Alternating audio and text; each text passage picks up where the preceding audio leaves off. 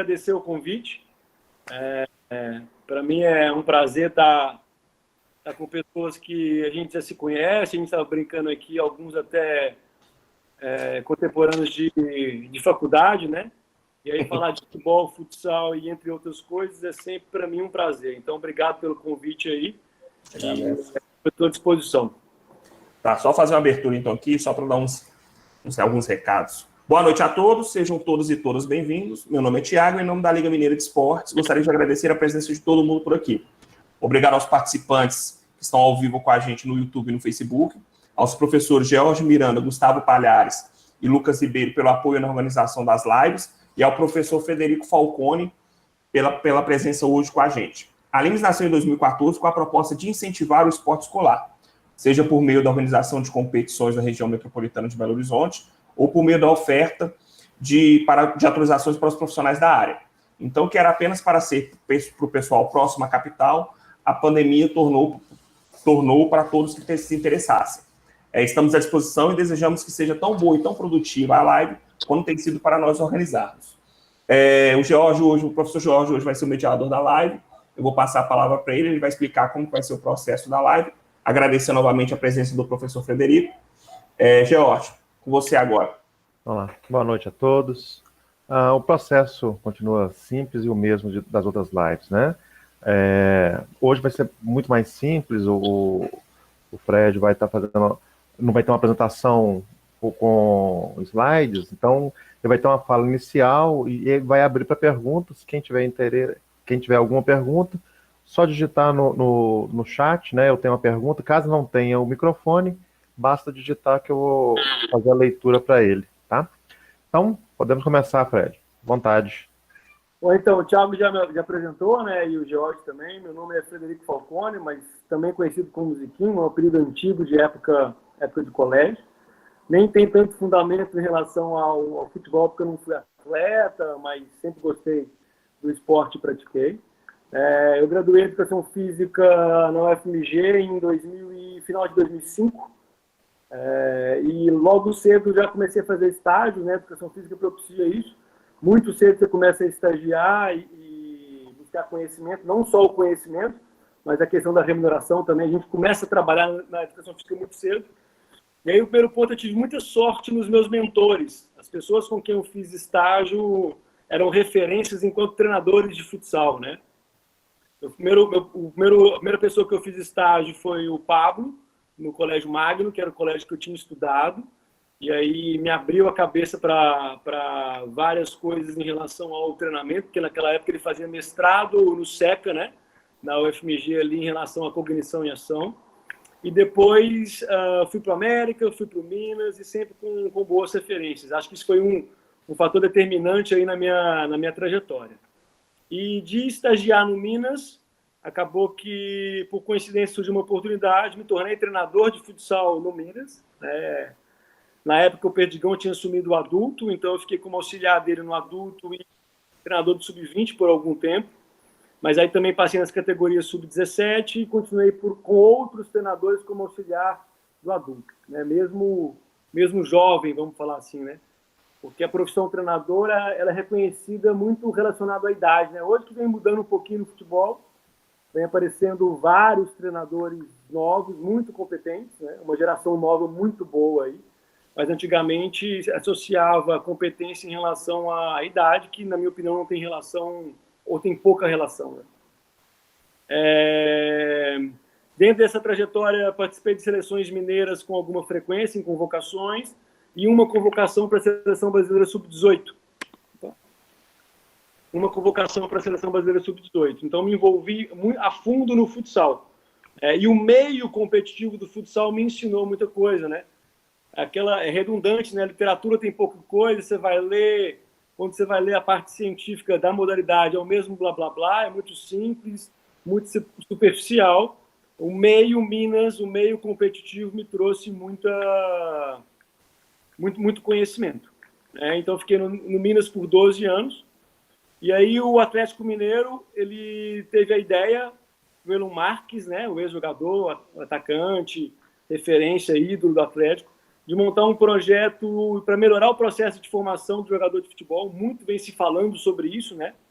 Hoje, em termos de live e assuntos, muito vem se falando de que forma que o futsal pode melhorar ou aliar ao processo de formação do jogador de futebol. A gente vai falar um pouquinho sobre isso hoje. O Atlético, então, montou um projeto onde os meninos praticavam as duas modalidades, tanto o futsal quanto o futebol. E acabou que eu vi uma oportunidade de desenvolver um trabalho que eu acreditava, né, que eu via projeção, e aí saí do Minas, fui para o Atlético, fiquei quase 2 anos no Atlético, desenvolvendo esse projeto que a gente chamava de iniciação. Então, os meninos de 10 a 14 anos, eles praticavam futsal e futebol, os mesmos meninos, né? Acho que o Atlético foi o primeiro clube de futebol do Brasil, onde os mesmos meninos jogavam. A gente vê Fluminense, Santos, outros clubes com equipes de futsal e futebol, mas nem sempre são os mesmos meninos, alguns meninos estão em comum ali. O Atlético era exatamente o mesmo grupo, né? A mesma comissão técnica do futebol era do futsal. E aí, no final de 2019, surgiu a oportunidade de trabalhar num projeto de futebol internacional em Santa Catarina. Então, hoje eu estou envolvido somente com o futebol, num processo de formação de jogadores para o mercado fora do Brasil. Então, essa é um pouco da trajetória em relação ao esporte. Então, a apresentação é essa. E aí podemos começar a falar um pouquinho do processo, do que eu acredito do processo de formação. Eu acho o seguinte, o futsal, ele enquanto modalidade, ele já traz algumas coisas que o futebol, pelo espaço maior, pelo maior número de jogadores e por alguns vícios culturais, foi esquecendo durante o processo de formação. Quando a gente fala da modalidade futsal, a gente fala de uma modalidade dinâmica, onde se alterna a posse de bola, muito rápido, né? Óbvio que qualquer esporte de invasão isso acontece, mas no futsal, pela dinâmica, a perda e recuperação é muito grande. Os gols estão muito próximos, então algumas situações se tornam muito relevantes, né? Porque você quer ser competitivo jogando futsal, vamos dar um exemplo, você tem que ter um contra um defensivo muito bem executado. Caso contrário, você for driblado facilmente, o time adversário vai ter uma chance real de gol, né? E a gente trouxe isso para a realidade do campo. Eu via muitas coisas no campo que me incomodavam.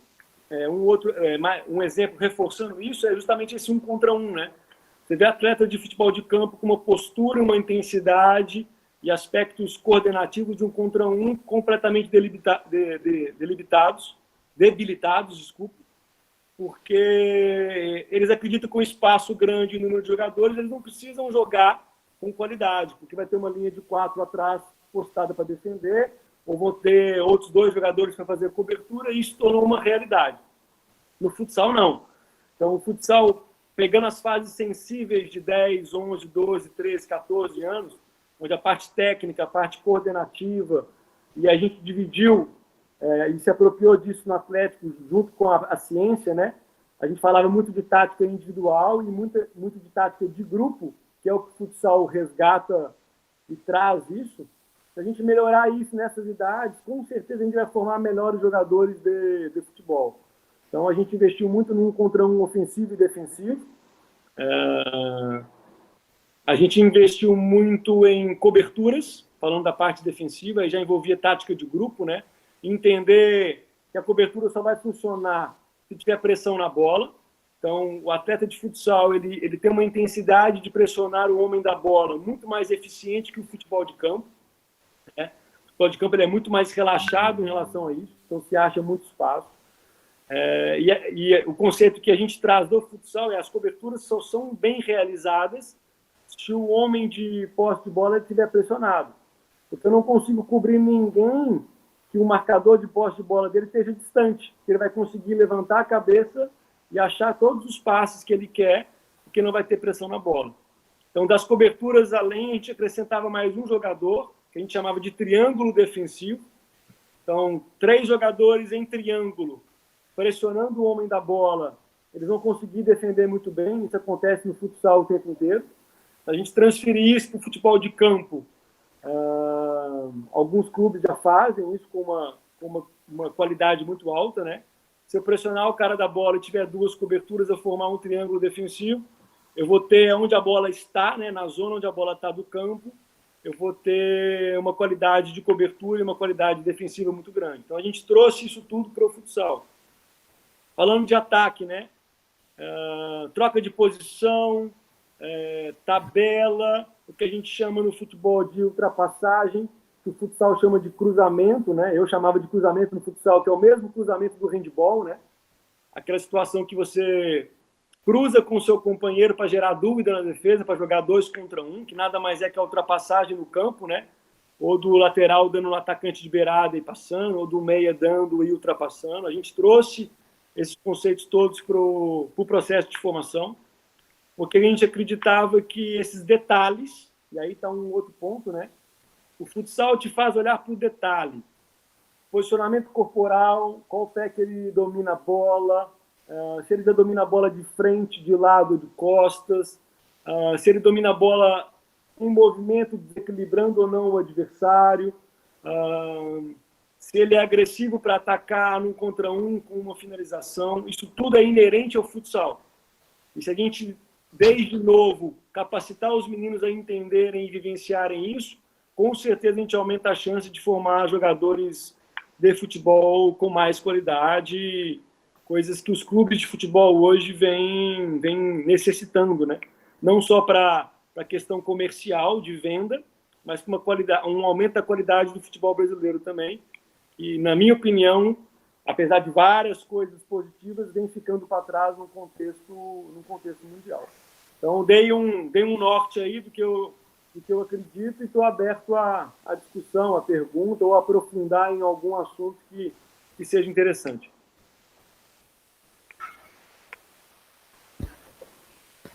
Todos os participantes, o chat está liberado. Quem quiser fazer pergunta, vou mandar aqui. Ziquim, aproveitar e puxar a fila aqui. Esse final de semana teve um encontro de treinadores aqui em BH e o André Cunha, não sei se você conhece ele, trabalha com o Gabriel Jesus no Manchester City, né? Ele é já ouvi falar, mas não conheço, mas eu já ouvi falar. Ele é treinador pessoal dele fora do Manchester, né? Uhum. E junto com ele tem um outro que está que é até um ex-aluno do lado do Santo Agostinho, né? E ele trabalhou aqui em BH na Five, e o Túlio, não sei também se você conhece, ele está com um atleta também pessoal lá. Você trabalha hoje na base, né? Mas já trabalhou com futebol, né, nessa transição. Você acha que esse caminho de treinadores pessoais é uma tendência, apenas uma tendência, ou uma coisa que veio para ficar? Entendeu a minha pergunta? Sim. Eu acho assim, eu vou dar uma opinião, vou fugir um pouquinho, mas eu acho que aí eu vou para a linha que eu acredito, tá?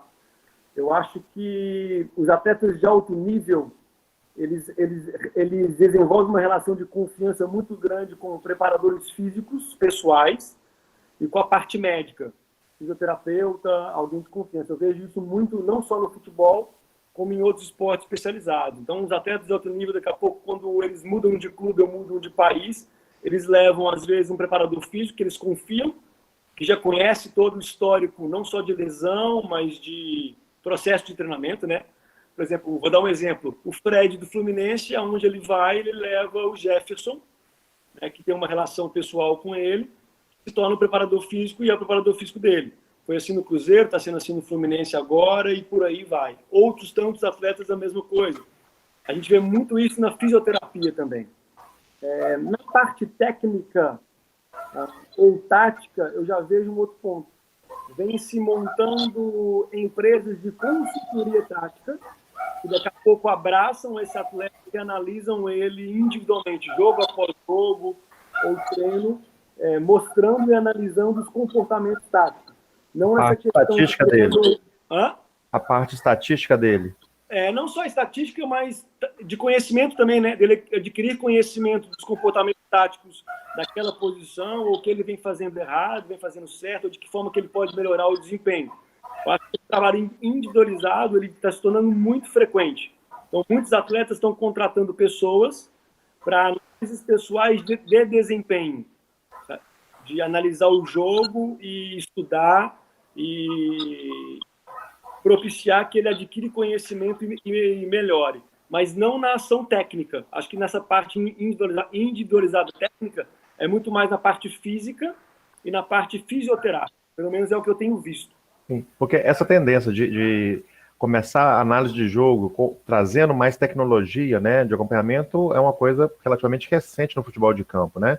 Ela é muito mais comum no esporte especializado, seja no vôlei, através de estatística de jogo, no futsal também em relação de acompanhamento da parte de preparação física. Eu não sei a realidade do futsal em relação à utilização de fisiologista ou não, mas é uma coisa, é uma tendência, é um caminho sem volta? O que você acha? Certeza. Hoje o esporte de alto nível ele não vive sem a parte tecnológica ou sem a parte de análise, né? A gente ali, quando a gente vai estudar os esportes coletivos, a gente tem conhecimento que essa parte de análise ela é fundamental em termos de aquisição de conhecimento e de melhora de desempenho, né?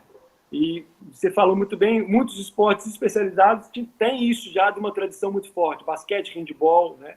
E o futsal trouxe isso um pouco. E o futebol de campo, eu acho assim, Jorge, a parte de análise coletiva ela já acontece há algum tempo. Sim. Vários clubes, os grandes clubes, e acho que todos os clubes hoje, eles têm análise de desempenho, mas de uma forma coletiva. Essa análise individualizada, onde um atleta de alto nível contrata alguém que preste esse serviço, eu acho que isso sim é recente.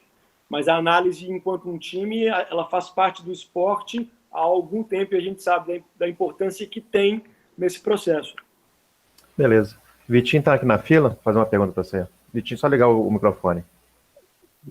Fala, Ziquinho, beleza? Tudo certo. Esse calor. Uma pergunta que me deixa curioso é a relação dos novos profissionais que estão entrando na área do futebol, né? Como você, que tem capacitação de ter estudado, feito um estudo na Escola de Educação Física, estava lá no SEC e tudo, e a relação sua desse tipo de profissional. A gente sabe que o futebol de campo é um meio que tem muito ex-jogador, muito cara que acha que já jogou bola, já sabe de tudo. Então, como que fica essa relação sua com os ex-jogadores? Sua não, né? Nessa nova galera que está chegando aí para melhorar o futebol brasileiro.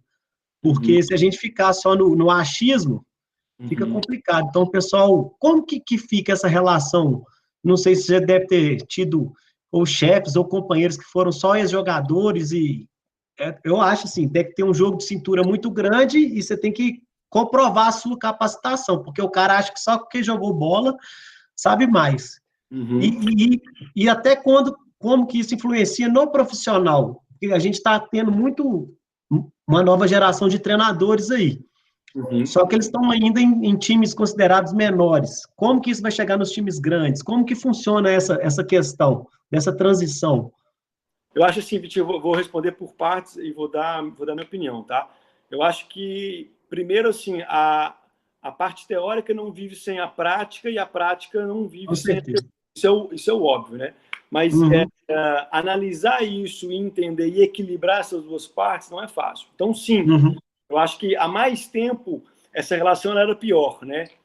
Veio uma geração da área acadêmica muito convicta da parte acadêmica, que achava que só o conhecimento da parte acadêmica, da parte científica, seria suficiente para gerenciar desempenho, para buscar resultado positivo, para formar jogadores e etc. Eu acho que, isso assustou um pouquinho quem era jogador de futebol de alto nível, tinha um conhecimento do jogo muito grande, né? E aí era direcionado ou para gerir, para ser gestor desses clubes, ou treinadores, ou membros de comissão técnica, né? Que também tem conhecimento absurdo, né? Eles têm um conhecimento de leitura de jogo altíssimo, eles têm um conhecimento de execução e vivenciar emoção no campo e pressão que quem não é jogador não tem. Aquela história, né? O termo que eles usam eles têm vestiário e quem vem lá não tem vestiário, né? Que é justamente de gerir pessoas, emoções, lidar com adversidades. Eu acho que a gente que está chegando dessa parte científica é igual eu não tenho histórico nenhum de ser jogador ou ter sido jogador de alto nível. Eu tive que conviver com pessoas com esse perfil, tentar entender e buscar o conhecimento, né? Então, acho que nós, da parte acadêmica, temos que ser flexível, e por mais que o nosso cérebro processe o que é correto e a gente planeje, organize, eu acho que o nosso linguajar ele tem que, muitas vezes, ser simplificado. Com né? certeza. Isso não é demérito nenhum.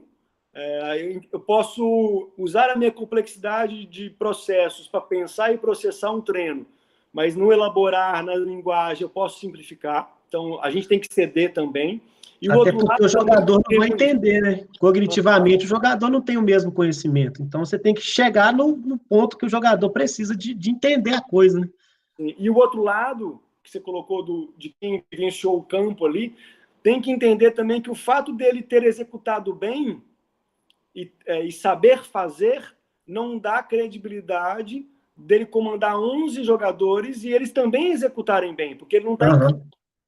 Se ele não tiver um conhecimento metodológico, de como ensinar, de pedagogia, de didática, ele não vai conseguir passar o conhecimento de ação dele para quem naquele momento vai estar representando ele no campo ou na quadra.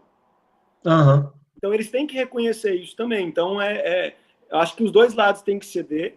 Eu acho que é uma combinação bem, bem boa. Eu tive a oportunidade de trabalhar com esse tipo de perfil, aprendi bastante, e tive a oportunidade de trabalhar com esse perfil também de ex-jogador que buscou o conhecimento científico, formou em educação física, e também percebeu essa necessidade de melhorar a parte pedagógica. O que a gente mais vê na beirada de campo ou de quadra, isso eu incluo também nós, que passamos por uma universidade, tá? São expressões assim, olha, tá errado, tá errado, tá errado. Tá errado o quê? Sabe?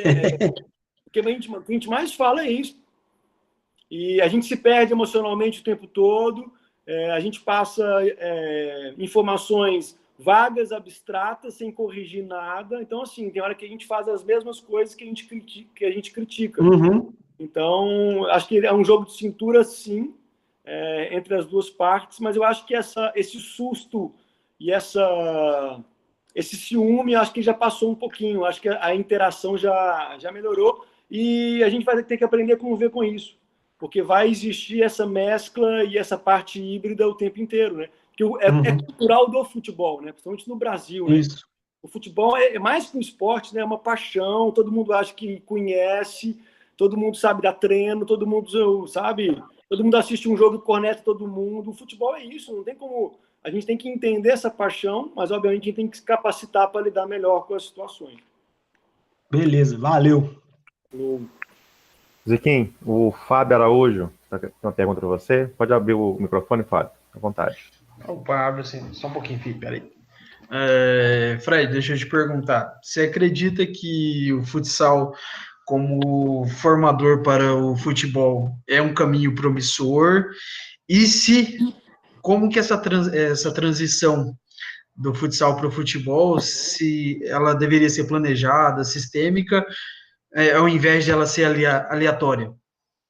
Eu acredito piamente nessa transição, eu sou convicto disso, nas idades menores, tá? E aí veio o ciúme das duas partes, tá? Quem trabalha com futsal de alto nível está começando a negar isso, com receio do futsal perder a identidade, e na verdade eu acho que as duas modalidades lá embaixo, elas podem trabalhar em conjunto. Mas à medida que vai passando o tempo, o futsal ele se torna independente e vai se tornar futsal de alto nível, e o futebol vai continuar na grandeza que ele representa. Então, eu acredito piamente nesse processo. Eu acho que ele é aleatório. Se a gente pega referências de atletas expoentes brasileiros que, quando menores, jogaram futsal, eles trouxeram o que o espaço menor traz, o que a bola pesada e permanecer mais ao solo faz a gente ter mais contato. O futsal é um jogo tático, onde se aprende a jogar em vantagem e desvantagem numérica muito rápido. Eu vejo futebol de campo profissional, os caras criam uma vantagem numérica, comum no futebol, tá? 6 contra 4, 5 contra 3, 3 contra 2. Eles não sabem jogar essa vantagem numérica. Eles tomam uma decisão que eles já equilibram a defesa adversária ou numa condução a mais, ou num passe precipitado, ou em qualquer outra ação. Eu acho que sim, Os grandes clubes, e alguns clubes têm olhado para isso, precisam se apropriar de algumas coisas do futsal e reconhecer o que o futsal se capacitou pela essência que a modalidade tem e trazer para o futebol. O Atlético Paranaense vem fazendo isso muito bem. A base do Atlético Paranaense vem fazendo isso muito bem, mesclando profissionais de conhecimento para tentar melhorar o atleta de futebol. E tem vários conceitos que o futsal traz que pode ajudar. É absurdo falar isso, que é óbvio, né? Você vê o Barcelona do Guardiola jogando num jogo posicional, eu via futsal o tempo inteiro. Eu olhava para onde a bola estava, se eu visse 8 jogadores em volta da bola, eles davam linha de passe na trajetória, eles dominavam com o pé certo, eles aceleravam, eles pensavam antes, eles jogavam futsal. E aí era um totó, ninguém achava os caras, e, na minha opinião, traziam várias coisas do futsal. Mas aí, essa transição, você acha que a gente, como professor de educação física, a gente deveria planejar ela mais em vez de deixar só aleatório? Claro. Acho que a gente em si, falei até no início lá, a maioria daqui está com pelo menos 10 anos de formado. Então, hoje a gente tem uma mentalidade um pouco mais aberta até, e a gente consegue observar isso, tanto no futsal, no vôlei, no handball, a gente se abre um pouco depois de um tempo de formado. Você acredita que esse planejamento, a gente deveria já incentivar os acadêmicos desde cedo para fazer essa transição organizada e planejada? Sim, mas a gente tem que tomar muito cuidado para não enrijecer esse processo. Nós, treinadores ou professores, a gente acha que a gente centralizando o conhecimento ou a forma de liderar é o caminho. Muitas vezes, os atletas e o meio criam coisas que nós não somos capazes de criar. Então, assim, eu acho que nós temos que estudar e nos capacitar em entender o processo e direcionar o processo. Mas tomar cuidado para não enrijecer esse processo, sabe? E nós, profissionais, eu me incluo também, não só no futebol, no futsal, a gente é muito vaidoso, a gente tem muito medo, sabe? A gente tem medo de mostrar a vulnerabilidade, então eu deixo aleatório porque eu não quero aprofundar nisso, porque fulano está vendo meu treino, ou sei lá, 1000 coisas. E eu acho que dá para a gente se apropriar e levar esse processo melhor. Quer um outro exemplo? O futebol olha para o futsal e fala assim, eu não preciso do futsal. Se eu reduzir o campo aqui e fizer um reduzido, é a mesma coisa. O futsal não é reduzido, mas, no meu ponto de vista, a modalidade futsal, sendo competitiva e sendo jogada ano após ano naquele espaço, ela traz coisas para os atletas, em termos de atitude, de ação e até da parte emocional, que vai muito além de reduzir um campo, sabe? Durante o processo de formação. Daqui a pouco, no futuro, sim, só reduzir vai ser suficiente, mas no momento atual, não. A gente tem que melhorar os processos, sim, mas tomando cuidado para não tentar assumir o controle de tudo, tirar a autonomia de quem precisa de autonomia também. Entendi. Grato. Zequim, aproveitando a pergunta do Fábio, você, no início, né, na sua relato da sua trajetória, contando um projeto que foi implantado no Atlético, né, com o apoio lá do Marcos, né, que ele era o diretor de futebol. Isso, ele era o diretor de futebol. Dentro desse projeto, você conhece algum outro projeto que está sendo feito? Você acabou de citar o Atlético Paranaense. Eu encontrei com o Guilherme tem pouco mais de 2 meses, virtual, né, numa palestra, e ele está hoje na base do Bahia, né? Ele Bahia, agora está no esporte, ele estava no Bahia, foi para o esporte agora. Não. Vitória. Além do Atlético, o Atlético mantém o projeto ainda.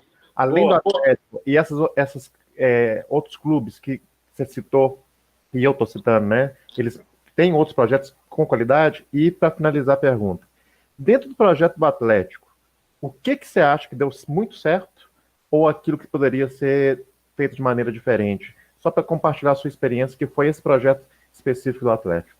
Tá. Respondendo a primeira pergunta, Jorge, hoje está na moda, né? A gente pode falar assim, não só no Brasil como no mundo. Todo mundo está olhando para o futsal e tentando, de alguma forma, nas categorias menores, iniciantes, propiciar que esses meninos tenham essa vivência, tá? Mas de uma forma aleatória. Vamos falar de Brasil, tá? Então, o Marcelo, quando passou no Bahia, ele estruturou as categorias de futsal do Bahia. Então, os meninos do Bahia, eles treinavam, eles jogavam futsal. Acho que não treinavam, só jogavam futsal e treinavam futebol de campo. O Santos, esse ano, ele fundiu o departamento. Então, o Santos naquela geração que eles formam, né, dos meninos da Vila, que sempre parece menino muito bom, muito técnico no Santos, né? E o futsal do Santos, na base, toda a vida sempre foi muito forte. Esse ano eles mesclaram o departamento de futsal e futebol e fizeram um departamento só, justamente tentando diminuir a aleatoriedade desse processo e trazer o que o futsal tem de bom para melhorar o processo. Então, eles estão se desafiando a fazer isso, que eu acho que é super positivo. Provavelmente o Marcelo no Vitória deve estar construindo o mesmo que ele desenvolveu no Bahia, porque eu sei que ele acredita nisso também. O Fluminense já faz isso, mas de uma forma aleatória, com muita qualidade, com 2 departamentos diferentes. Mas o futsal do Fluminense é muito forte, e o Fluminense, há pouco tempo atrás, era o clube brasileiro que mais vendia jogadores com menos de 18 anos para o mercado europeu. Então, com 16, 17 anos, o Fluminense já exportava o menino para fora. E aí fazia a grana que os processos de formação desejam fazer, né? Não tem como negar isso. O Atlético Mineiro, o projeto continua, tá? Na minha saída, o projeto continua. Mudou-se um pouquinho a forma de entender o projeto, a visão que se tinha do projeto, tá? O projeto ele estava caminhando para ser muito bem organizado, com todos os processos claros, tentando ser menos aleatório. Saiu muita gente do Atlético, né? O futebol de campo ele é muito sazonal, ele tem um caráter político muito grande. Então, o Marques saiu, alguns diretores saíram, isso influenciou. Alguns profissionais que trabalhavam na base saíram. Eu, que era o cara que até então coordenava o projeto, também saí, então isso mudou. O Atlético continua, mas eu acho que com o decorrer dos anos vai se tornar muito aleatório. Os meninos vão só jogar futsal, mas o interesse deles é no campo. O clube de camisa... O Cruzeiro está confortado, né? Isso, boa, Vitinho, bem lembrado, desculpa. O Cruzeiro está confortado, cada vez menos aleatório, né? O processo começou muito aleatório e eles vêm tentando e batalhando, e eu sei que não é fácil, porque eu vivenciei isso. Um clube de camisa, você trabalha pressionado, porque o objetivo do clube de camisa é formar jogador o quanto antes, ou para suprir o profissional, ou para vender e fazer dinheiro. Então, é como se fosse um processo de manufatura, que todo mundo quer acelerar o processo. Então, assim, muitas vezes você não tem o tempo que o futsal ou que o processo de formação precisa. Que futsal o quê? A gente quer, com 15 anos, ter um menino aqui para daqui a pouco vender, ou assinar um contrato que possa vir a vender. Então, o clube de camisa tem essa pressão, que é o que atrapalha tudo, né? Então, você trabalha o tempo todo pressionado, os processos não são claros. Mas e o Atlético Paranaense é o clube hoje que eu vejo com mais tempo para se trabalhar, onde os processos estão mais claros. Eu acho que eles vêm colhendo frutos, que cada ano que passa eles estão mais competitivos.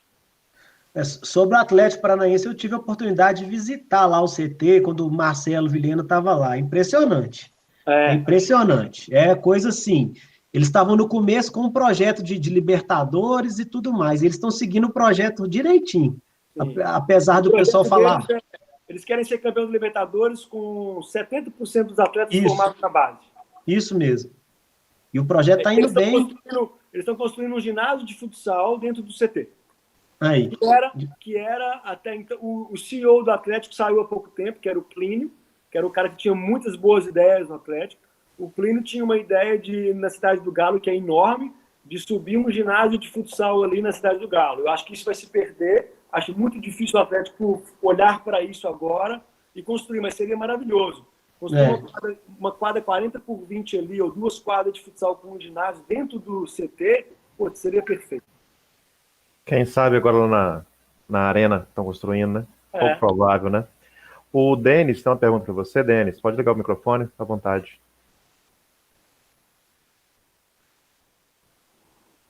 Denis? Deixa eu ler aqui para ele.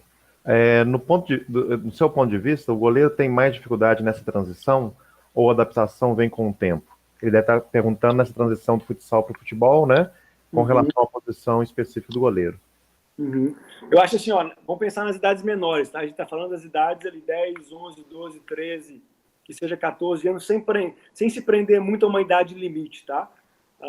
O goleiro tem uma dificuldade em relação a algumas técnicas, mas eu não acho que prejudique nada no processo. Primeiro que uma coisa que vai ajudar demais o goleiro treinando futsal e futebol. O uso dos pés, que hoje não se tem um goleiro de futebol hoje que não use os pés, e a questão de entender que ele é mais um defensor para se fazer cobertura.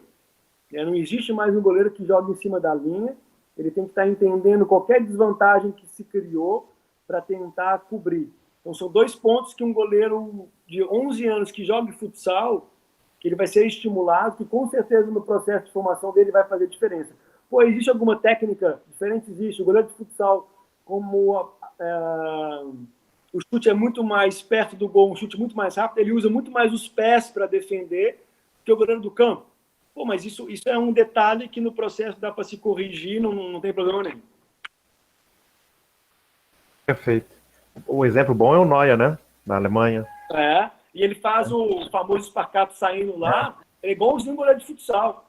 Ele abre uma perna, abre o peito, bota o braço. Se você olhar o movimento dele, é exatamente um goleiro de futsal. O Braulio, pode fazer o comentário. Ele colocou os comentários aqui no texto. Pode abrir o seu microfone, Braulio.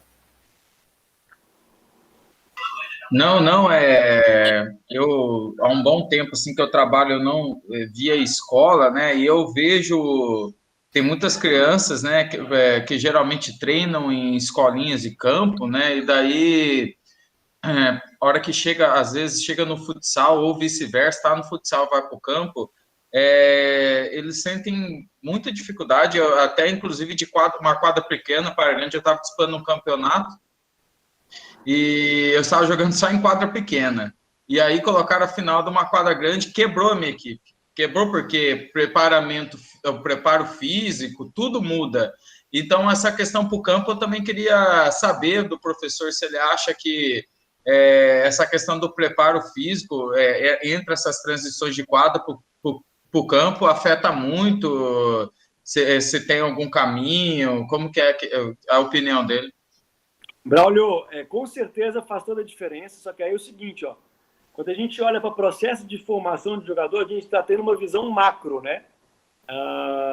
Se eu olho para o seguinte, eu estou usando o futsal como uma forma de melhorar o processo de formação do jogador de futebol. Eu não estou me importando, então, não que o seu jogo ou algum jogo não seja importante, mas eu não posso olhar para um jogo e pensar assim, a minha equipe teve dificuldade em função do aumento ou diminuição do espaço. É justamente essa dificuldade que eu quero dar para justamente eles melhorarem várias coisas. Se com menos espaço eu tenho que pensar antes de dominar a bola, eu já tenho que ajustar o meu corpo antes de dominar a bola, então eu estou ganhando muitas coisas que eu vou melhorar o processo de formação.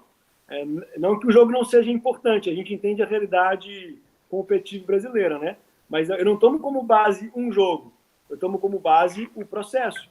E uma coisa que a gente está acostumado e mal acostumado no Brasil, que está tudo errado aqui, é o seguinte: não existe meninos de 10, 11, 12 anos jogarem em campos oficiais de futebol 11 contra 11.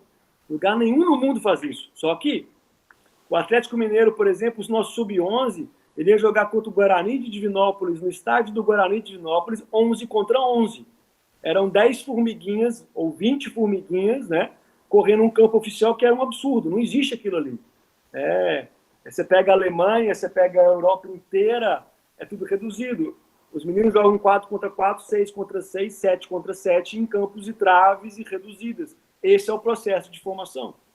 Então, eu acho que é justamente isso. Não somente nós, treinadores, que temos que entender que nós somos só um pontinho do processo, mas quem gerencia o esporte tem que entender que o processo é muito maior que uma competição, que um jogo. Então, essa dificuldade ela tem que ser justamente natural e de propósito, né, proposital, para se melhorar os processos. Essa é a minha visão. Eu sei que não é fácil. Eu também sofro demais de perder um jogo, mas com o tempo eu comecei a ver que olhar só para o meu umbigo não era o caminho. Ô, Zequim, agora o Matheus, uma pergunta para você. Liga o microfone, Matheus. Fala, Ziquinho, boa noite a todos. Com essa questão da transição, como tem sido feito, como é feita a peneira na hora de vocês escolherem os atletas? Tem sido levado em consideração porque o produto final é o campo. Sim. Então, assim, como que vocês escolhem lá no Sub-11, se tem a questão, os fatores físicos, porque nas peneiras, historicamente, a gente viu muito isso, né? Questão de pega um menino, às vezes, com uma estrutura física muito mais forte, um menino muito mais alto do que os outros, e a gente quanto acadêmico da área, sabe que pela idade, às vezes, a maturação vai chegar um pouco mais para frente. Como que foi feito esse trabalho para colocar isso na cabeça de quem está no futebol lá? Boa pergunta. Eu vivenciei várias peneiras, não só no Atlético, mas vivencio hoje também.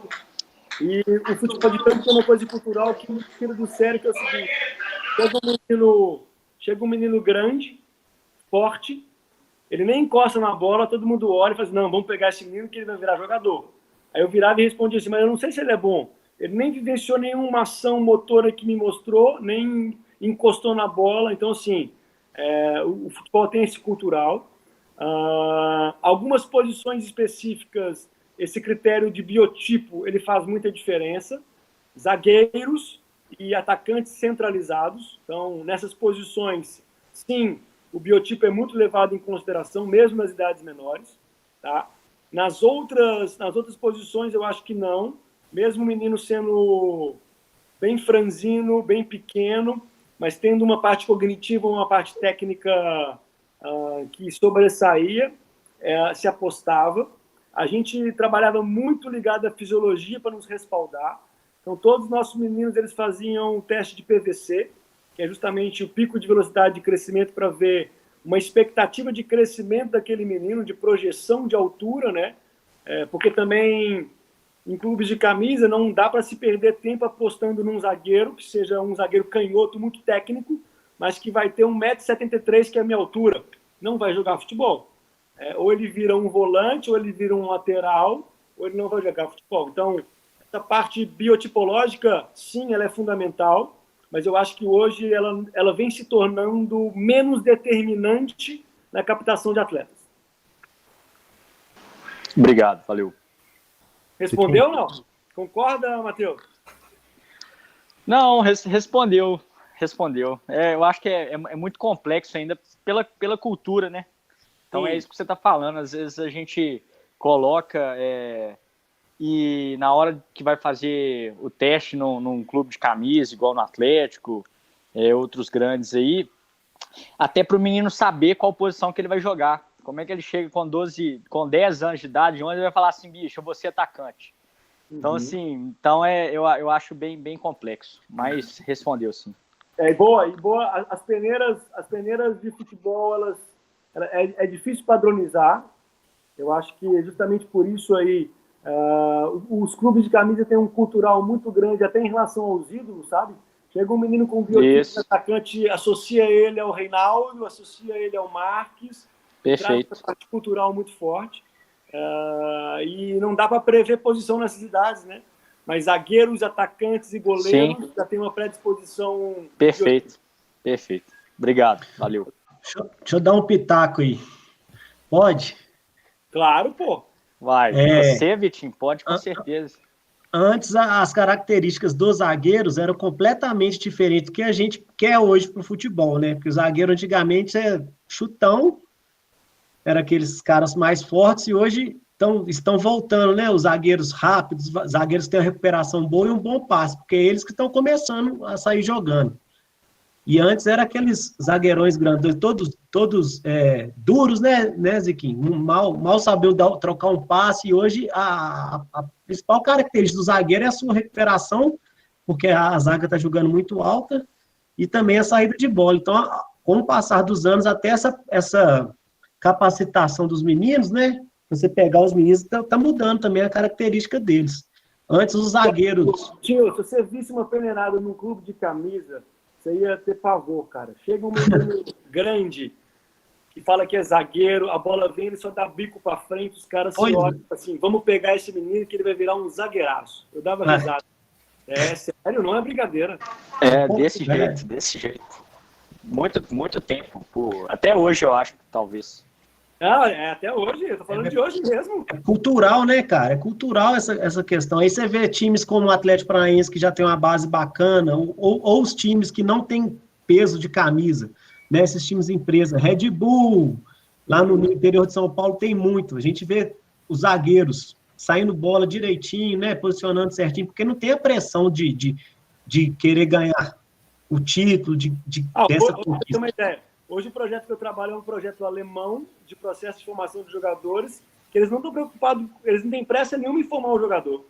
Isso. Eles querem dar condição de formar bons jogadores para o mercado europeu. O Barcelona não veio aqui jogar no Baleão, o Atlético não goleou? Isso aí. Teve Vamos um lá. jogo, uns 4-0, e os meninos do Barcelona com 15 anos tentando sair jogando. O Atlético ia lá, pressionava, roubava a bola. Ziquinho, o Denis tem uma pergunta. Denis, pode ligar seu microfone, por favor? Ele tá sem áudio, Gijo. Tá? A pergunta dele, Ziquinho, é o seguinte: o campo sintético do futsal poderia fazer parte dessa transição? Com certeza. Não. Eu acho que se a gente pensar em processos de espaço e de número de jogadores, o campo sintético, o 7 contra 7, certeza que fariam parte. Então, vamos colocar aí que viria o futsal, a gente usaria o campo sintético como uma fase intermediária e depois o campo 11 contra 11. E mundialmente isso faz parte, né? Só aqui que as pessoas não conseguem ou não querem, ou sei lá, enxergar isso. Thiago, você? Eu estava conversando com o Vitinho já tarde, a gente estava até discutindo alguns pontos a abordar na live. Um dos pontos que a gente colocou foi se hoje a gente pode ver semelhança na saída do futebol de campo com essas novas mudanças, tal, com o futsal. Você vê essa semelhança, Ziquinho? Eu acho que não sei semelhança em termos táticos, tá? Eu acho que o futebol, como o futsal se olhou várias vezes, falou assim, olha, não, o jogo está ficando muito feio, essa questão do goleiro poder atravessar a bola, lançar a bola lá, ainda mais nas categorias de base, que tinha um pivô muito grande, né? Que o goleiro pegava a bola lá, lançava a bola coquinho na cabeça e ficava esse jogo assim. O futebol também se olhou e falou, não, vamos forçar ou propiciar que os times apostem nas saídas baixas, e aí vem a bola poder sair dentro da área, né? Para essa construção, esse jogo de posse ser mais valorizado. Eu acho que pode ter olhado, sim, para o produto final do que o futsal quis. Mas eu acho que não olhou para o futsal e falou assim, não, vamos tentar colocar que seja semelhante ao jogo de futsal, mas com a mesma ideia de forçar uma posse de bola, uma saída baixa, como o futsal fez em vários momentos. Ziquinho, tem mais uma pergunta? Você comentou aí sobre o projeto da Alemanha. Eu lembro, eu vi um documentário em fevereiro, antes da Copa do Brasil, mostrando um projeto que estava sendo implantado lá, dos núcleos de treinamento, das equipes de treinadores, de gestores que passavam por cada região e estavam implantando esse projeto, né? Você comentou que está tendo contato com isso. Você imagina a qualidade desse material, né? Mas você consegue ver hoje, na realidade que nós temos, e com a gestão da CBF, algo parecido ou ainda é utópico aqui para o Brasil? O que você acha? Eu acho que a CBF vem tentando e cada vez mais organizando. Olha para você ver. Só que falar de comparar Brasil com a Alemanha em vários critérios é judiação, né? Com todo respeito, eu tenho orgulho de ser brasileiro, óbvio, mas é judiação. Mas, por exemplo, a CBF já montou um glossário do futebol brasileiro para tentar unificar algumas nomenclaturas.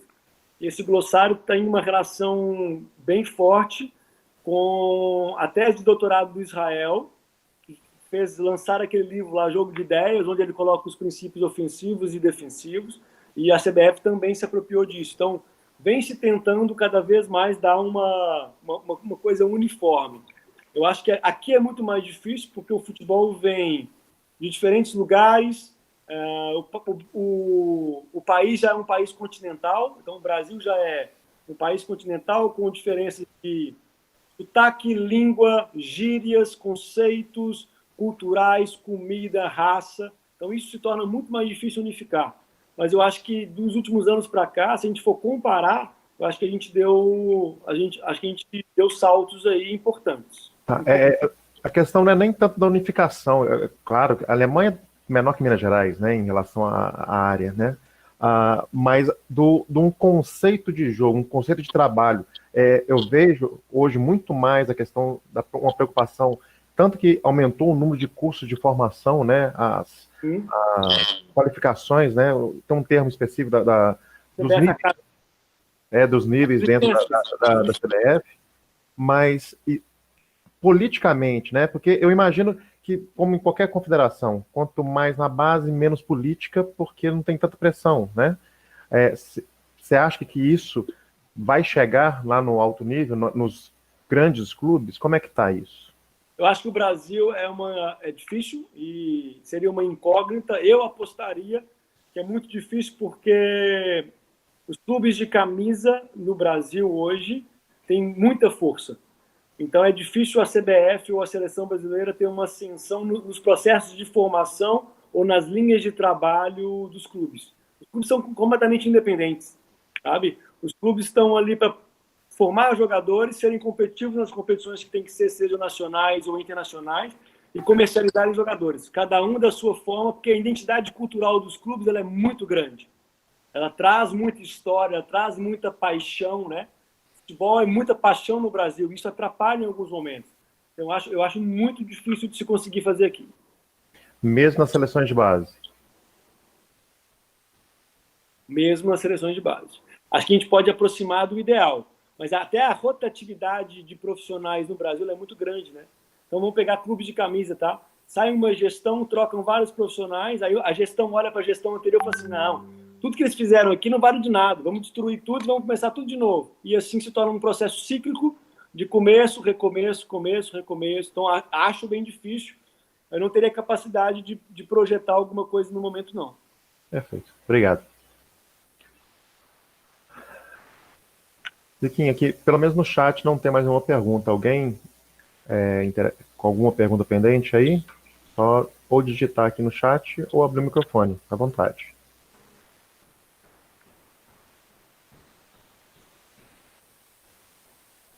Tiago? Não, podemos finalizar.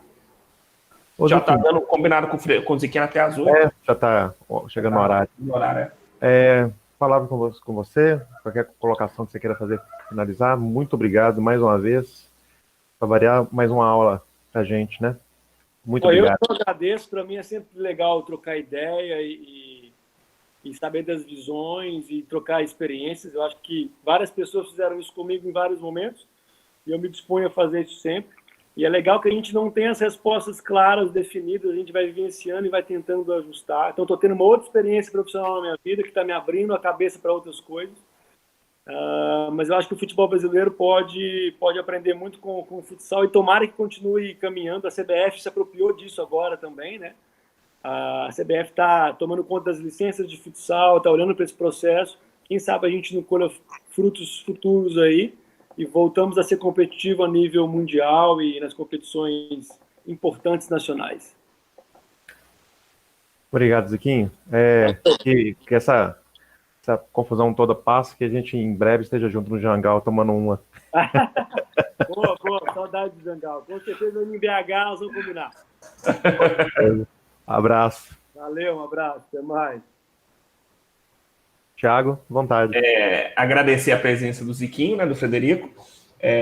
Agradecer a participação de todos. A gente está encerrando as lives.